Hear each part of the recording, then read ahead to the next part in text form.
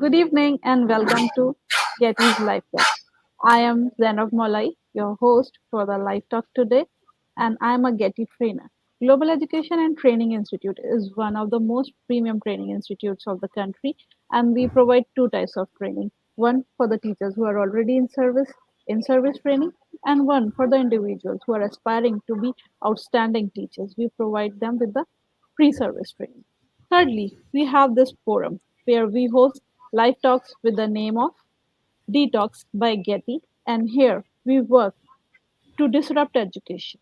And we have had more than 1,000 by the educators, edupreneurs, innovators from around the world to come to our platform and share their innovative ideas.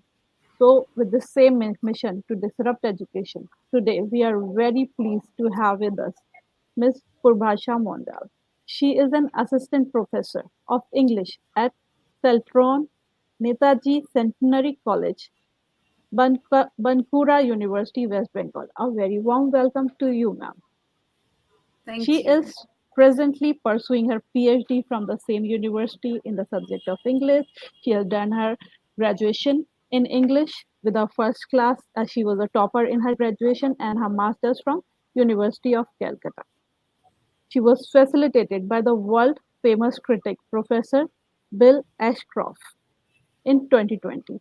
She has received we Grow Academic Excellence Award in 2020, International Global Award 2021, Education Excellence Award 2021, Humanitarian and Peace Award, Social Activist of the Year Award, International Women's Day Achiever Award 2021, and she also holds an honorary doctorate degree and honorary higher degree, and she was also awarded by Dr. Bhimrao Ambedkar on 130th birth anniversary in 2021 by the Memorial Award of this university. To name a few awards to her name, she is having innumerable number of awards.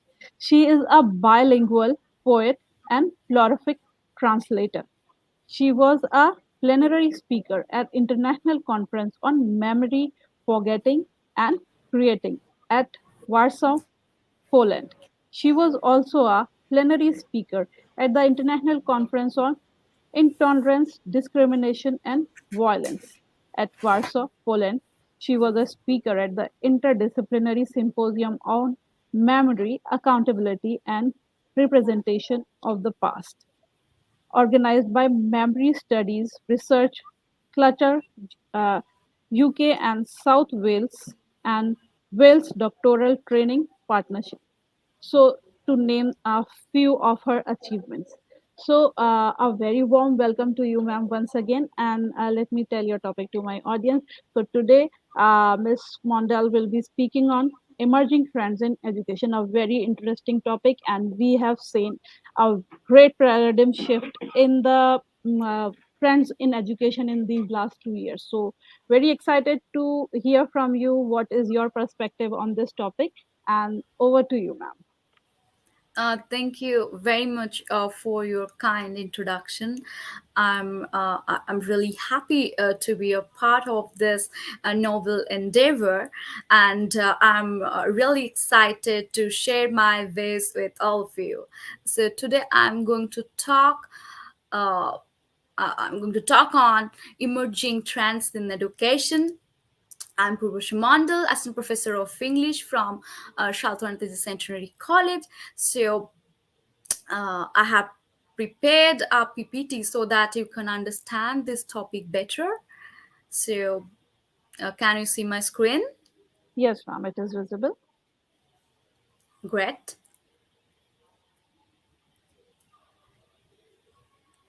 So are my slides are changing? Yes, ma'am, you are on your second slide. It says education. Yes. Thank you. Thank you very much. So we know education is very important. So, education is important. Why? Because it gives us liberty, it gives us knowledge. So, when I was a kid, I didn't know the value of education. As a kid, I didn't want to study well, but my parents, they kept on saying, study hard, study hard, study hard. But now I can understand the value of education, because your education will give you an identity.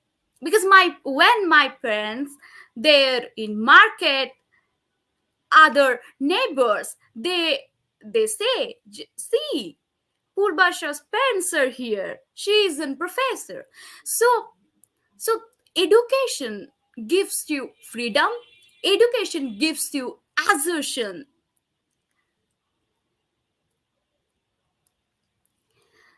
So education gives you knowledge, and knowledge gives you power. We know knowledge is power. Power is knowledge, as proposed by the famous French philosopher Michel Foucault. So, during the British rule, the Indian people are getting education. Why I'm saying this?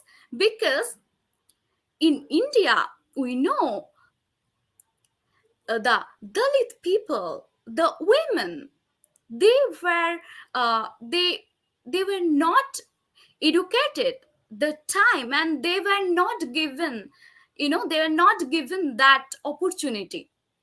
But later on, we see that the women are, they are getting educated, they're getting uh, educations, and the people, the marginalized people, the Dalit people who have been marginalized, they are now receiving education. So here education acts as emancipation. Here education acts as a force, a powerful force in our society. So in this slide, you can see the picture of Jyotirao Phule, and you must have heard his name. He's a social reformer, and he dedicated his entire life for the welfare of the marginalized people. And what was his sole motive? His motive was to educate the common people, the mass, the neglected mass, the women, the Dalit people. So, so he established a school. So he was an uneducated Dalit boy from Maharashtra. Then he started establishing schools for women, for widows, and for the children of Dalits, for the children of Mars. So, this is his contribution. And Jyotirao Phule, he has been considered as Mahatma, and he has been called Mahatma Jyotirao Phule for his contribution in the field of education. So it was during British rule that Dalits, women, they for the first time they got the opportunity to avail the formal education in schools, in colleges, in universities. So Christian missionaries, they played a vital role here. Where? In the field of education. Thanks to them, because these Christian missionaries, they also helped us to, to liberate ourselves. So you must have heard the non-Brahmin movement. You must you must have heard his name, Mahatma Jyotirao Phule's name, because the anti-caste movement, the non-Brahmin movement, this movement was started by Jyotirao Phule. What was his aim? To create consciousness, to open the education to all the marginalized sections. So in the slide, you can see the picture of Savitribai Phule, who is Mahatma Jyotirao Phule's wife. So Jyotiba Rao Phule's wife, Savitribai Phule, she created her own identity. She was the first female teacher of India. Can you imagine that? When the education of women was banned, that time she was raising her voice.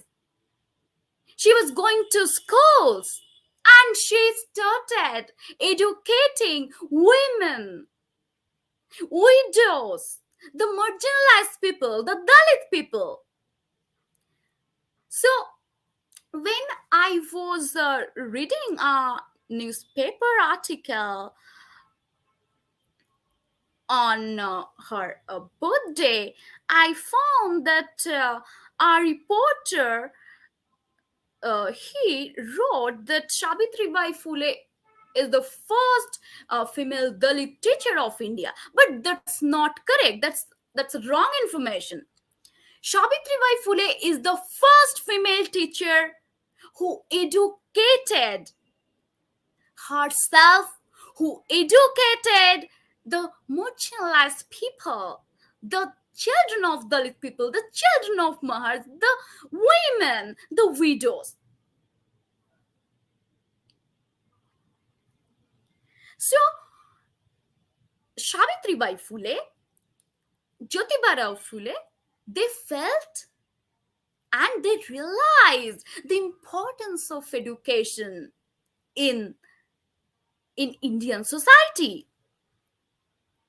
So, they felt that if you're educated, if you're an educated person, you can assert your problems, your concerns, your issues, and people will listen to you.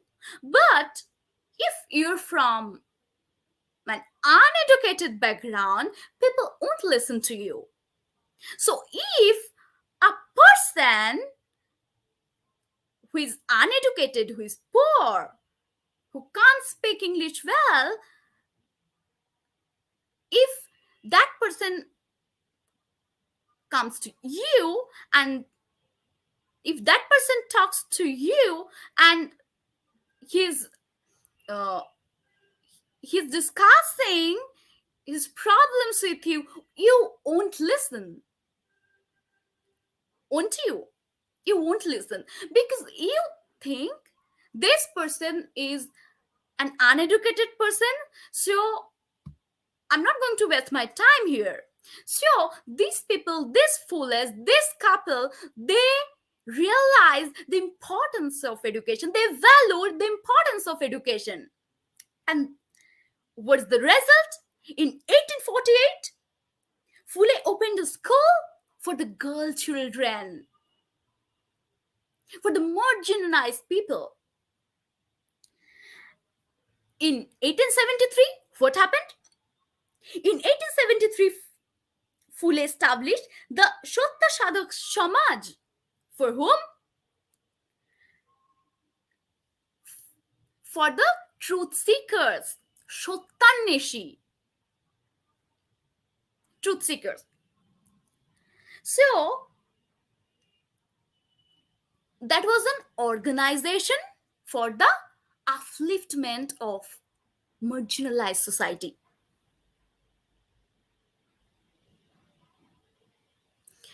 In this slide, you can see the picture of Narayan Guru, who was also a social reformer.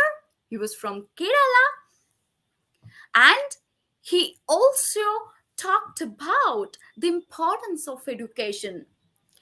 He was an untouchable man from Kerala, and and he valued education, and he voiced for the voiceless people of Kerala.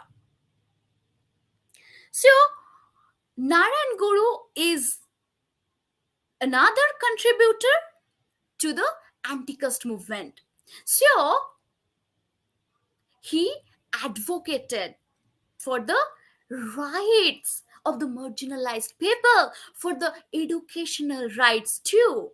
That's why he's important here. He's important in our conversation today. In the slide, you can see the picture of Periyar. So he's an eminent revolutionary. He's he's a famous voice. And why he's famous? He's famous for his self-respect movement, because Periyar launched the self-respect movement for the marginalized people, because like Savitribai Phule, like Jyotiba Rao Phule, like Narayan Guru, Periyar also valued the importance of education.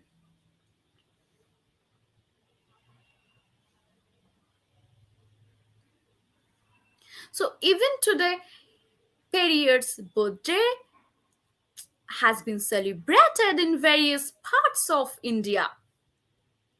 So in the slide, you can see a picture where the intellectuals, they're celebrating the birth anniversary of Periyar. And here you can see some books on Periyar.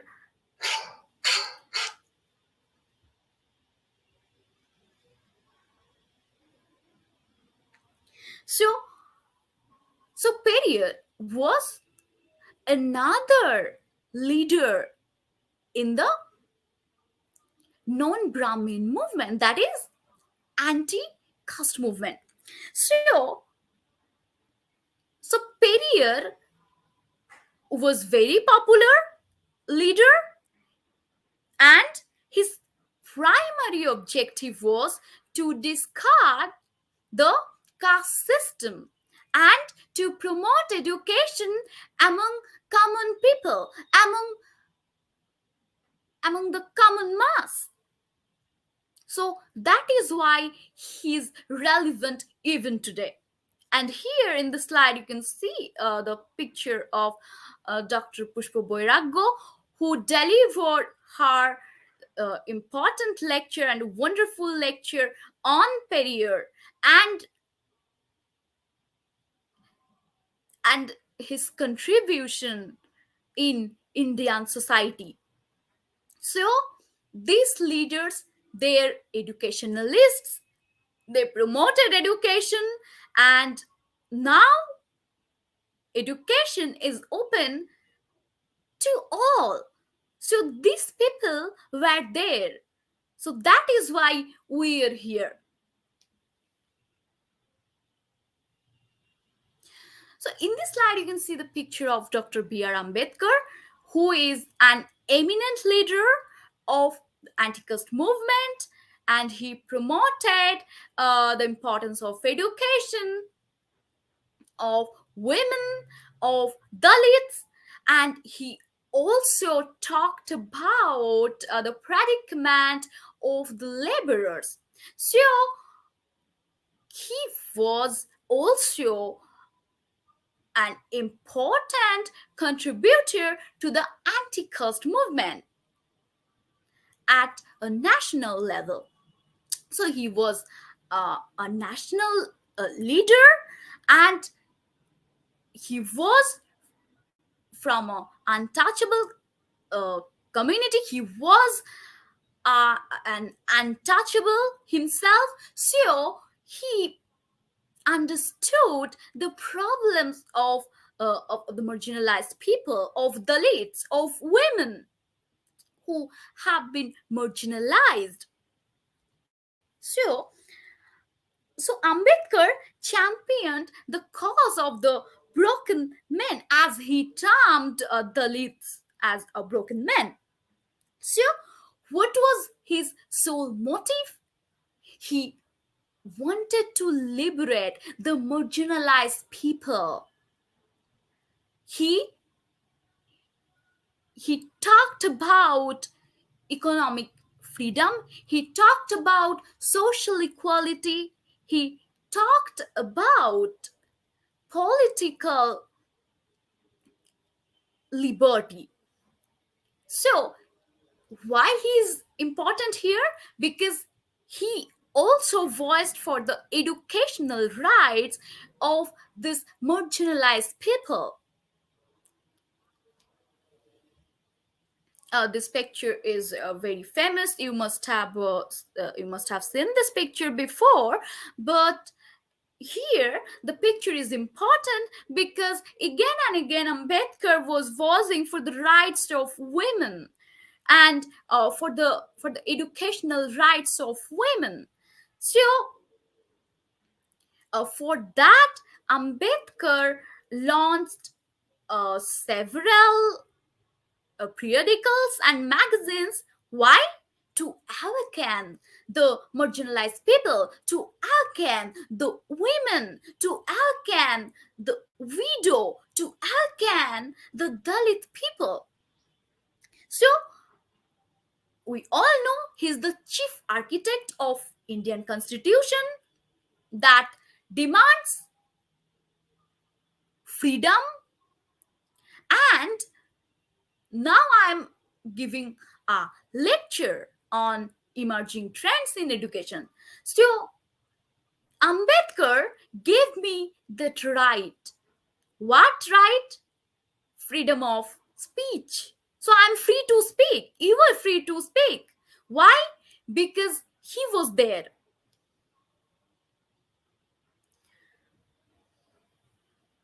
So in Bengal, Horichand Biswas was also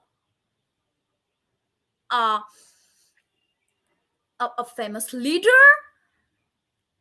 He also advocated the educational rights of Dalits.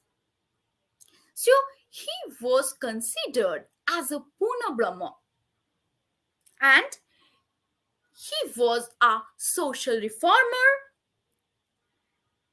He was born in 1812 in a virtuous Namashudra family in Faridpur district in Bangladesh. So he is now considered as an avatar, that is God. So people, the Matuas, they worship him. Why? Because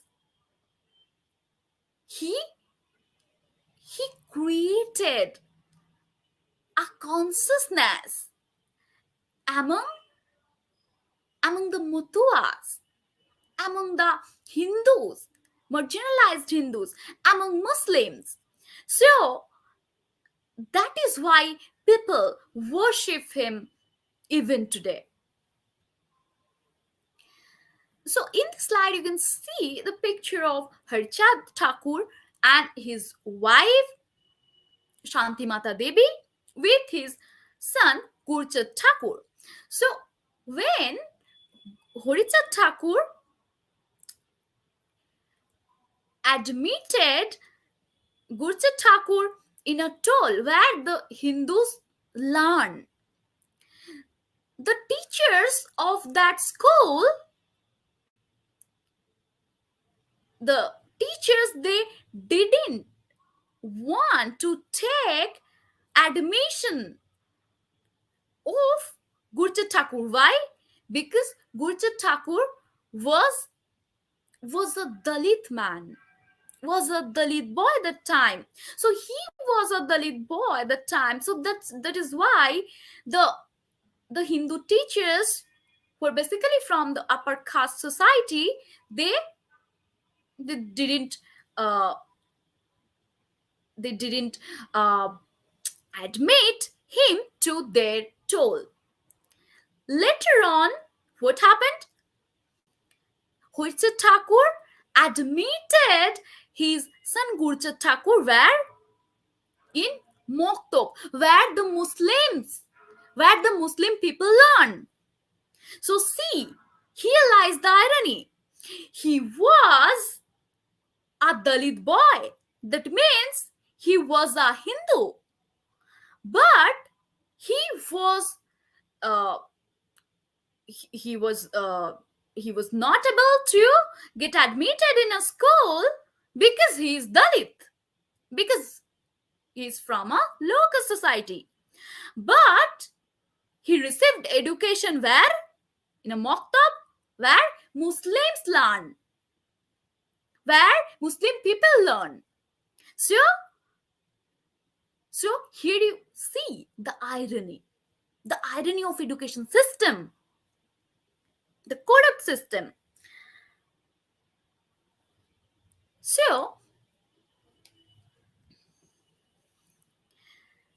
so when I was a child, I have read a lot of storybooks.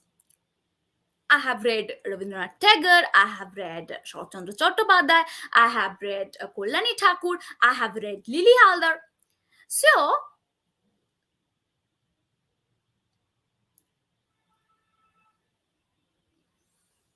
but now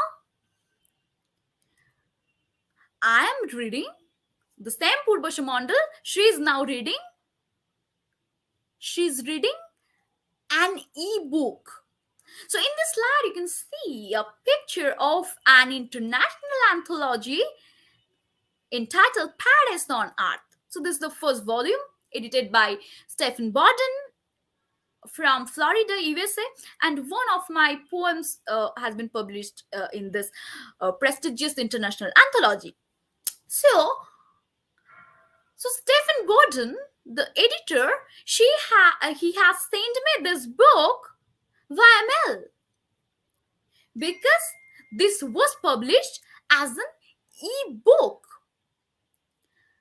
So if you're interested, you can buy it on Amazon as the paperback edition.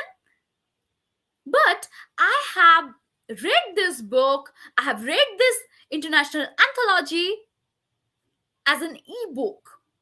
So I'm not going to any bookstore. I'm not going to I'm not going anywhere. I am now in home and I am reading this book that is available as an e-book. So see the paradigm shift. So as a kid, I read a lot of books and I bought those books from my nearest bookstore. Now I'm reading a lot of books on Kindle. See the difference. So this is my Kindle. Now I'm thinking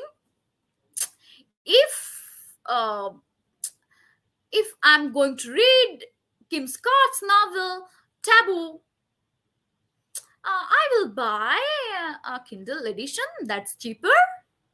So now I bought a Kindle, and in Kindle I bought a lot of books. In Kindle I read a lot of books. So you are not going anywhere. You're not going to any market to buy your favorite books. So everything is now available on internet. Everything, you can do anything. Just you are in now you are now in home and you can do anything you want. You don't have to go anywhere. So again, I'm reading this poem. If you were interested, you were going to a bookstore to buy this magazine near, in near my this poem was published. So you are going to a bookstore to buy a magazine that is called Near, because you you want to read this poem. But when you are going to read my poem, The Adivashi Girl, what you are doing? You are going to www.magazineghoreshwar.com and you are reading my poem. So you are not going anywhere. You are not going to any bookstore. My poem is available there. So you see you see the shift. So can you see the shift? So here lies the change.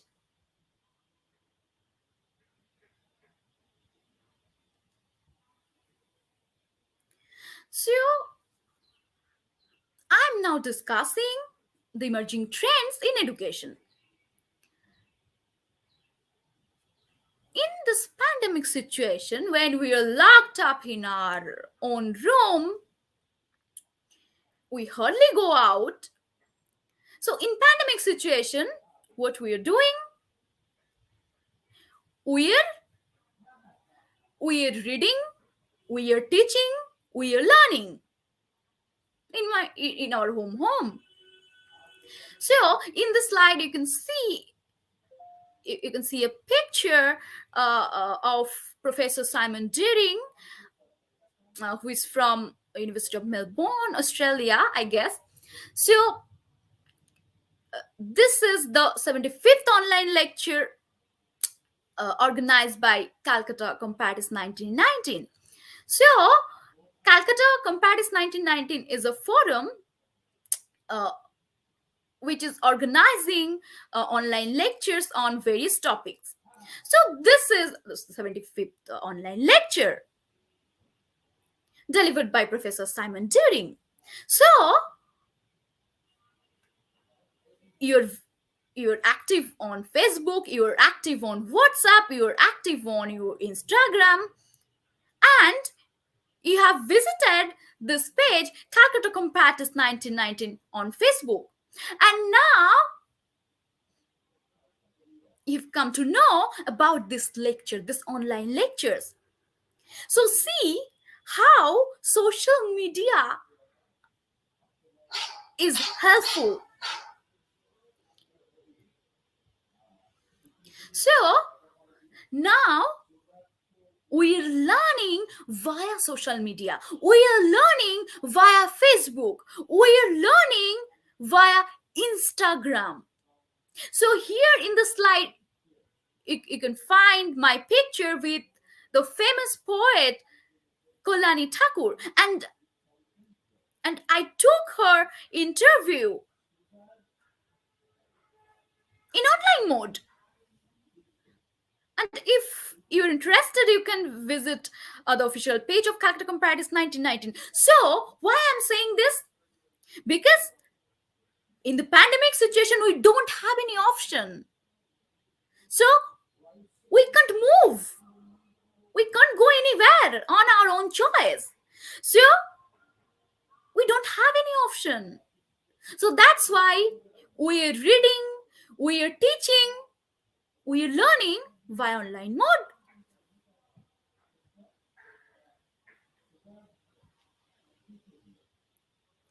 So I presented my paper via online mode. You can see my presentation here. And this conference was organized by Osich, a faculty member from Poland, and his university name is University of Gdansk.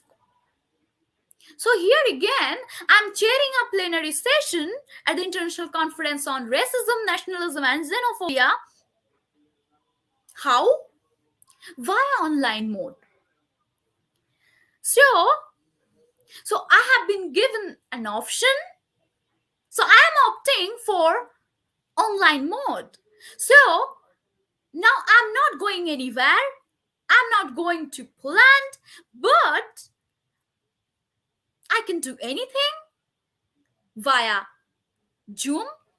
I can present my paper via Zoom. I can deliver my plenary talk via Zoom. I'm not going anywhere. So this is the benefit we have now.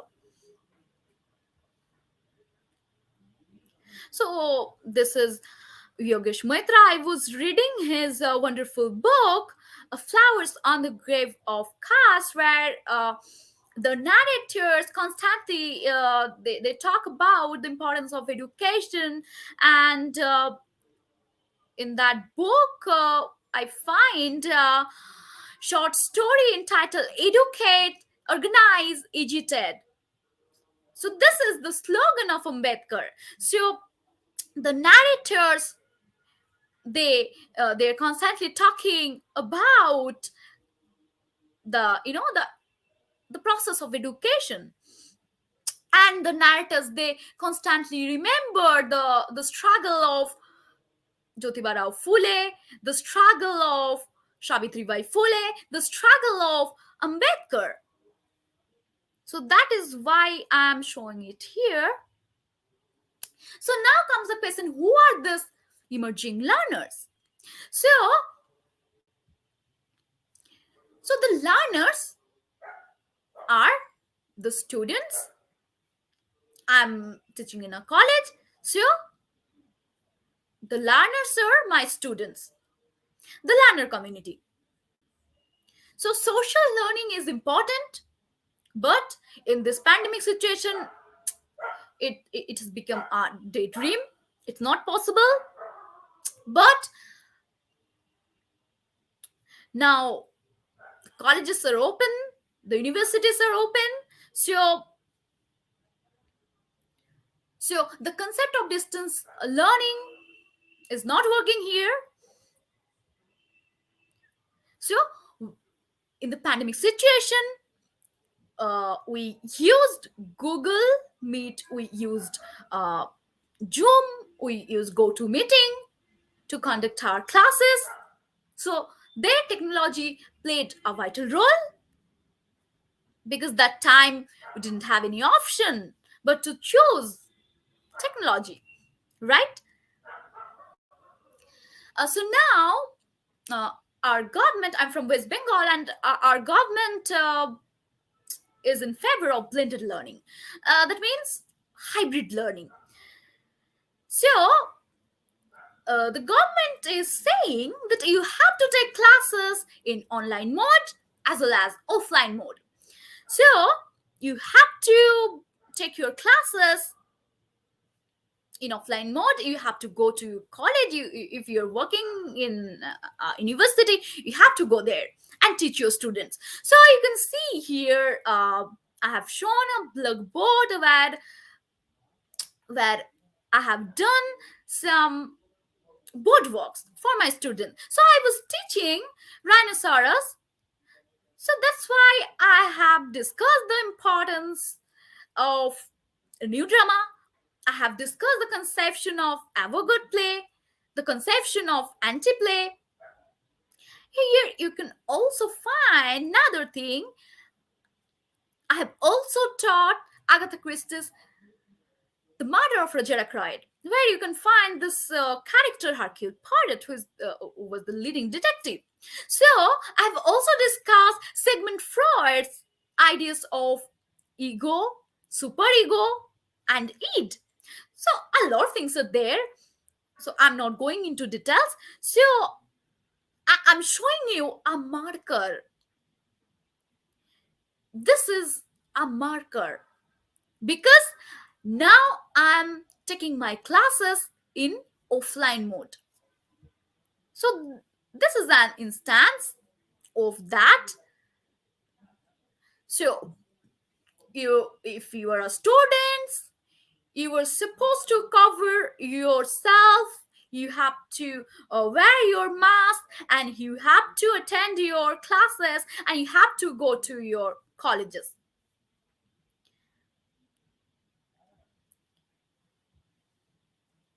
So, in blended learning, we find offline classes, we also find online classes.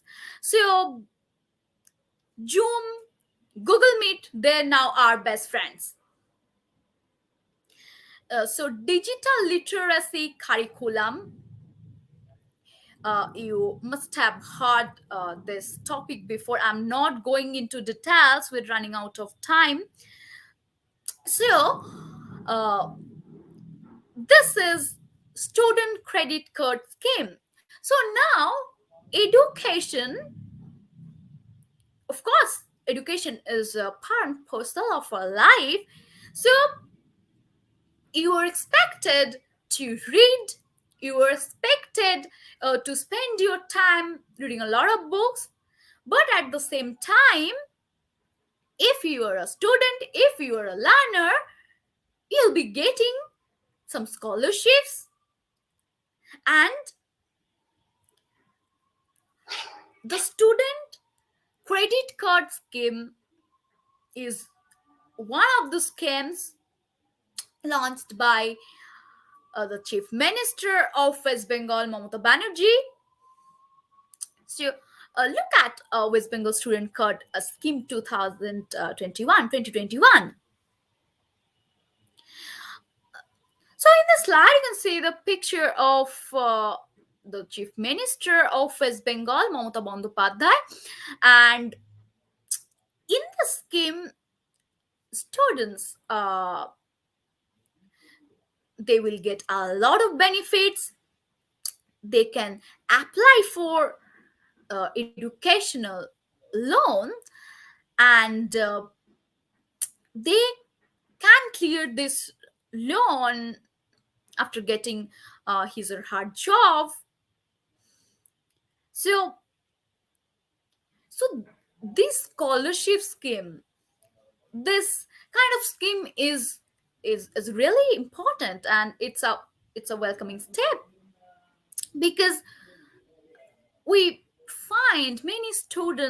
we find many dropout students who are very poor, and that is why they couldn't continue their uh, you know their education. They couldn't continue, they couldn't finish their studies. So we have seen this poor students. We must have seen those students and this tragic incidents. But now, uh, this scheme is very beneficial to the student community, to the learner community.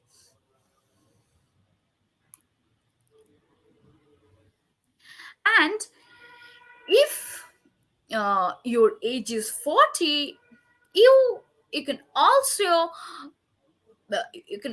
avail this scholarship. And here in the slide, you can see the official website, that is www.wb.gov.in. So in West Bengal, if you are a student and if you are around 40, you can apply the scheme. You can apply for this card, you're eligible for that.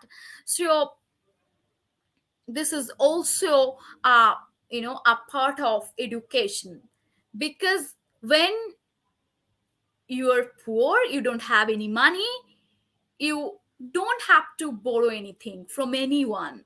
You are applying for student credit card scheme, and you'll be benefited, you'll be getting scholarships, so you don't need to worry. So in the slide, uh, you can see that now I'm going to talk a little bit on students week celebration. So when I'm a learner, I'm a student, I'm going to a college, I'm thinking that I have to read. Oh my god, I have to attend all the classes. Oh my god, some classes are so boring. But it's not like that. You have to attend your classes. You have to go to the library. You have to work hard. You have to read a lot of books. It's true, but the government policy, the government schemes are important here, because now many awareness camps are being conducted on beneficial scheme and scholarship. Why? To create an awareness among the students, the student fraternity. So you also find psychological counseling there. So when your child is going to school, you will also find this thing. Psychological counseling is there. So why psychological counseling is important? Because if you're physically ill, if you're physically unfit, it can also happen that you are mentally not fit. You're physically fine, you look fine, you look perfect, but you are mentally unwell, you are mentally ill. So that is why this kind of psychological counseling, this conception has been introduced in schools and colleges and universities. And now you'll also find you'll also find many awareness camps uh, that were organized on health. That's also important, because in this pandemic situation, you have to be very fit, you have to be physically very fit, and you have to be mentally fit and healthy. So now I'll talk a little bit about career counseling. So this is important. In various colleges, we often find career counseling, where the students, they can get various advices from the experts for their for their future. So now come to a literary competition. So if you are a college student, if you are a student from a school, you must have participated in quiz competition. When I was a student in my school, I participated in various quiz competitions, and I won uh, various certificates. So you must have had this kind of competition. And now come to creative writing. So if you are a college student, if you are interested in literary field, you will find that essay competition is going on, poetry writing competition is going on. In my college, uh, have been, you know uh, I was the coordinator of this kind of literary competition. I was just there. So cultural competition is also important, because if you sing well, if you dance well, your mind, your mind will be fresh. If you're interested in recitation, you recite. In the pandemic situation, The experts are, they're constantly, they were saying that you do whatever you wish. So this kind of cultural competition, singing, dancing, recitation, painting, so this kind of competitions are there in uh, in colleges. So in colleges you will find this kind of cultural competition.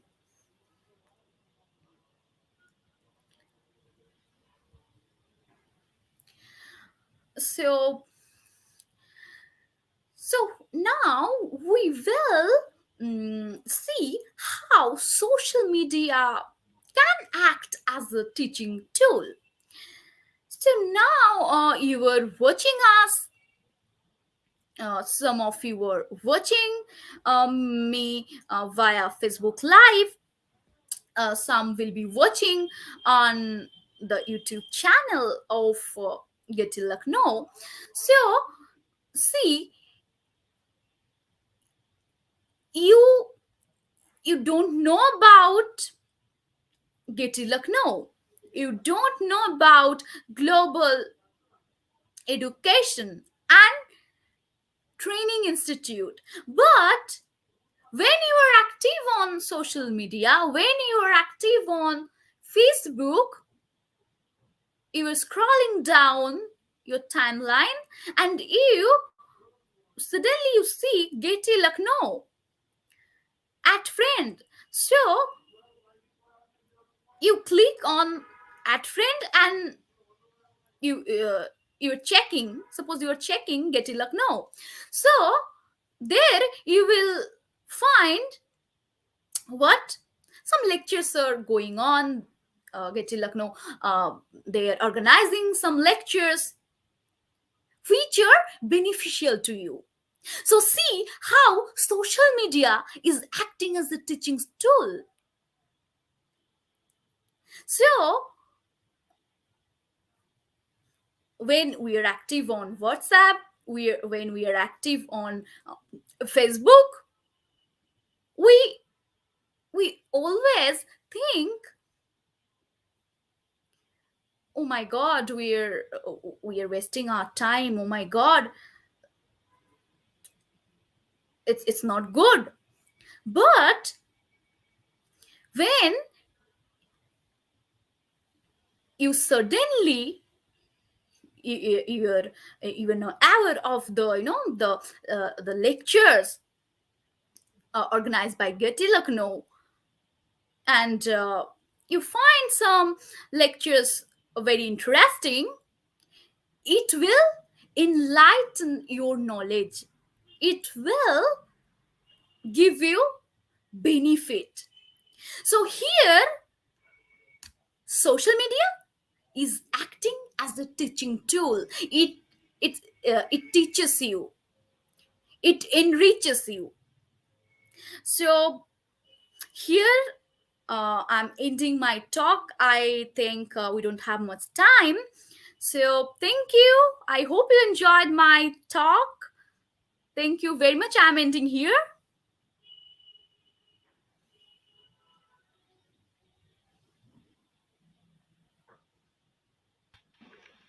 Thank you so much, Purbasha ma'am. It was an amazing session. How you started from the very old times and how the education changed and the trends in education changed from the time of Jyotiba Phule, Swati Bai Phule, and then uh, you talked about Periyar. Their movement he started for self-respect, and still people do celebrate his birthday. And then you talked about B.R. Ambedkar and like so many similar minded people and how they worked for the upliftment of downtrodden and how this thing brought about a change in the whole system of education and changed the trends in education. So it was really amazing. And now I would like to take few questions from the audience. I have a question, I'm highlighting it. It is there on your screen. Would you like to answer it, ma'am? Yes, actually, there are various trends in education. Yeah, I what? have basically focused on e-learning. And uh, I have focused on how Google Meet, how Zoom, how they have changed our life, how they have changed our frame of mind. So how technology is important, how adaptability is important. Earlier times in 2016, we don't know, we're not comfortable with Zoom, we're not comfortable with go to meeting, we're not comfortable with Zoom, Google Meet. But now we all know how technology is working. Now we're all comfortable with Google Meet, Zoom. Suppose uh, you were in a corporate forum, you were doing corporate jobs, you were working from home. So your boss is saying, now we have a meeting at 12. So you were ready at 12. You were ready in Zoom for what? For your meeting. So in the pandemic situation, you know, e-learning, technology, adaptability, quality, we have developed all the skills. So yes. Thank you so much, ma'am, for answering this question. And I would like to ask you one thing. Like, as you have told about the emerging trends in education, like the use of Zoom and Google Meet. So it's been a year. Everybody is now perfect in using these platforms. And like we are using another one right now on which we are doing this talk, the StreamYard. So people have become acquainted with this. So do you think this emerging trend has some disadvantages also, like the technology has some disadvantages also, or would you like to state a few disadvantages? Yes, of course. When I'm a college professor, when I'm going to teach my students via Zoom or via Google Meet, I'm asking them a question, a simple question, and that time they're like, "Ma'am, I can't hear you." They're like, "Ma'am, network problem. We can't hear you." Yeah, So this is the disadvantage we are facing. But when I'm taking offline classes, I'm having face-to-face interaction with all my students. When that in my offline class, when I'm asking a simple question or a hard question, they're responding. I'm getting their responses. But when I'm asking those same questions in online mode, they're mute. That time they can't hear their teacher properly. So this is the main disadvantage I find. And of course, online exam, we're college teachers, we are going to our colleges, we are teaching our students, we are taking offline classes, and say they they will be appearing for online exams because government has declared that you will give your exam by online mode. So yeah. yeah. So we are all helpless in like when it comes to technology. At times, it acts weird. So I have this another question. Necessity is the mother of invention, and so does the technology. But do you think self-learning is also required?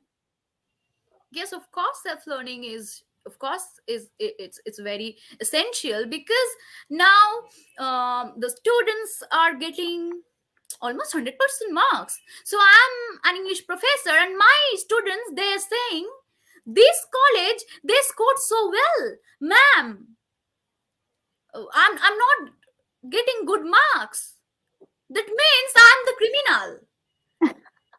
So yeah, so this self knowledge, this a self learning, this conception is now vague because the students, they're they're thinking, oh, we'll get good marks. uh, we will give our threats to our teachers and everything will be fine. But they should understand one thing. What is that? When they're going to face an interview, what will they do? Almost all the students, they are getting almost 100% marks in literature background, also in English also. So this this is a big disadvantage for them. So self knowledge is important, of course. And we are self made. We are self made. I'm a woman. I'm a self made woman. So when you're going to give an offline examination, so you don't know all the answers, but you tried in your exam on your own, because the guard, the professor was very strict, so you can't move your head here and there. So that time you will try. Or I'm going to give you a task in my class. Listen, students, I'm going to give you this homework. You you complete it and then show it to me tomorrow. You will try, you will write, you will write something. But when you're going to give your exam in online mode, ah, our private tutor is there na, our parents are there na, our big brother is there na, they will help us. Private tutor is there. Mm. And So at times, like parents are tempted to help their children. They shouldn't, but they yes, think that like my kid should answer correctly. There is no right or wrong. I would say, like being a mother of a toddler, she has also given few online assessments. So, so there are times when she's answering a question wrong. So I cannot like tell her the right answer, but I am almost tempted to ask I'm her, yeah, do, you're do warning you her or him. like I just tell her, do you think this is the right answer? I think you should reread the question. So she rereads it, and then like she realizes that I have answered something wrong. She go through it once again, and then she realizes, yeah, but had it been in her physical setup, she wouldn't have got this chance, and she would have answered it Yes, wrongly. So yes, there are yeah, advantages also and disadvantages also. yeah. Like We are by spoiling doing our this, children. by doing this, like I am thinking that I am helping my child, but basically I am spoiling her, and I'm Yes, crippling her. I would say I'm crippling her for not but you're studying and tempted for, to help her. yeah, because I'm tempted to help her.